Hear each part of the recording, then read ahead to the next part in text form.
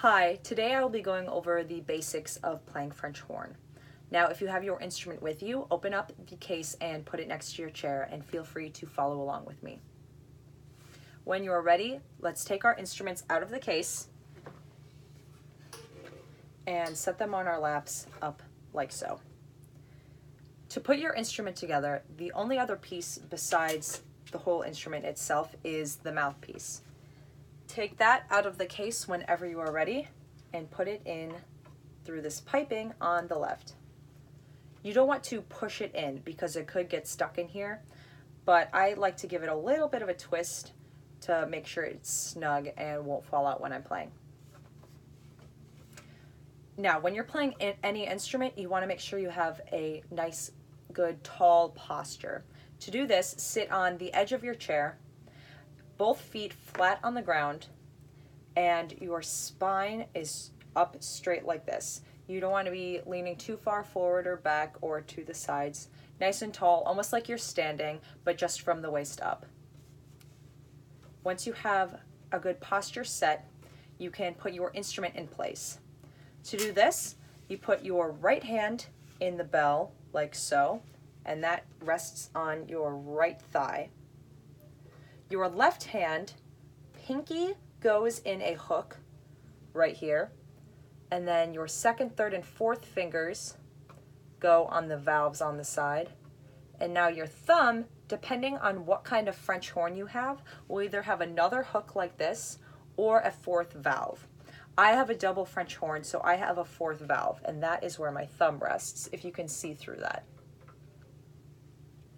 So like I said before, the bell goes on the right thigh, and then once you have all of your fingers and hands in place, you can put the mouthpiece up to your face to make sure it's going straight out in front of you like this.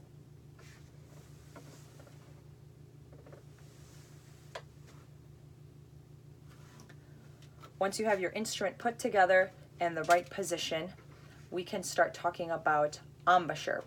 Embouchure is the way that your mouth is shaped when you play your instrument. For French horn, you want your lips to be tight, almost closed, except for a little hole in the center of your mouth where your airstream is going to be coming out of. You want to keep that little hole very small, and you want to push the air out fast. An example of what you don't want to do is this.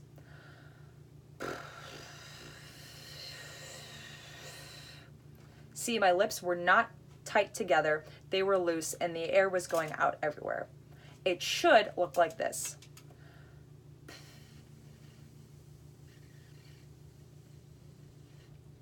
I was blowing my air out fast, just through the center, and my lips were tight together. Now, you can practice your good embouchure on your mouthpiece, which is called buzzing. I like to do this before I warm up, and you can just go on a straight tone or do sirens, and that should sound like this.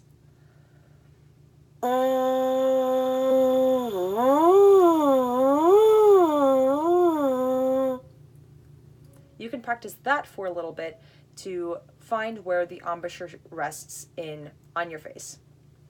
On your lips, I should say. Now, when you go in between notes, unless the music style says to slide, you should do some articulation with your tongue. How to do that is say do or to while you're playing. On the mouthpiece, that would sound like this.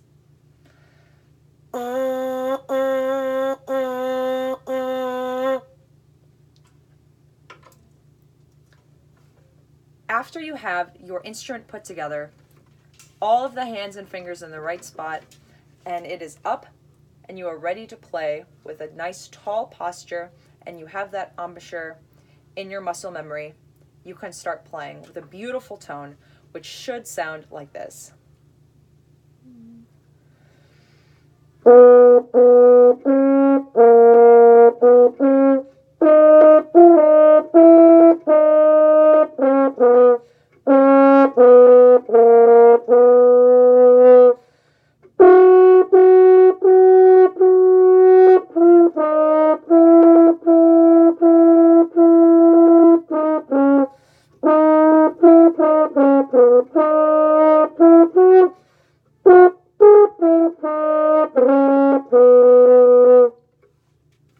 Thanks for watching.